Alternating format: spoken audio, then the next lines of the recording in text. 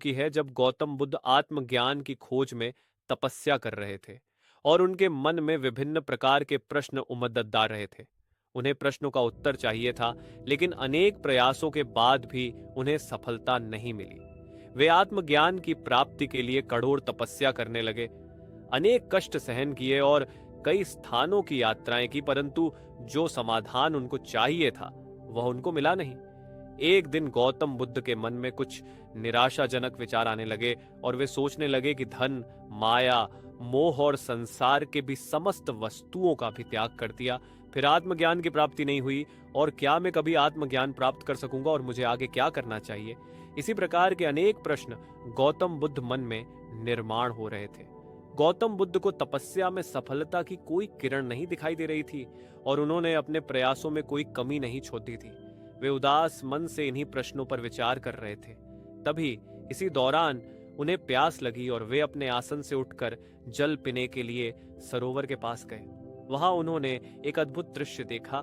वहां एक गिलहरी अपने मुंह में कुछ फल लिए सरोवर के पास आई और फल उसके मुंह से छूटकर सरोवर में गिर गया। गिलहरी ने देखा कि फल पानी की गहराई में जा रहा है।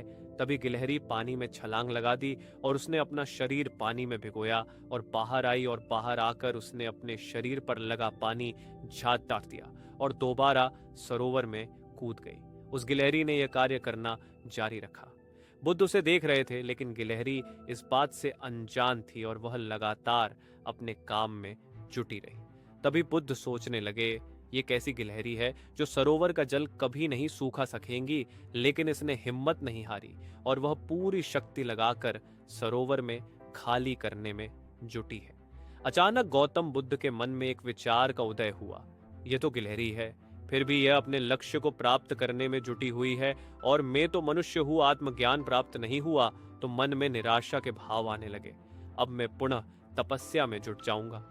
इस प्रकार गौतम बुद्ध ने गिलहरी से शिक्षा प्राप्त की और तपस्या में जुट गए। फिर एक दिन वो भी आया जिस दिन उन्हें आत्मज्ञान प्राप्त हुआ।